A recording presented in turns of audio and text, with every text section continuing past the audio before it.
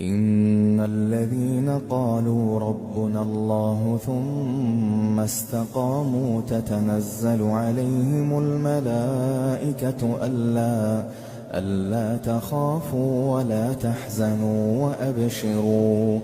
وأبشروا بالجنة التي كنتم توعدون نحن أولياؤكم في الحياة الدنيا وفي الآخرة ولكم فيها ما تشتهي أنفسكم ولكم فيها ما تدعون.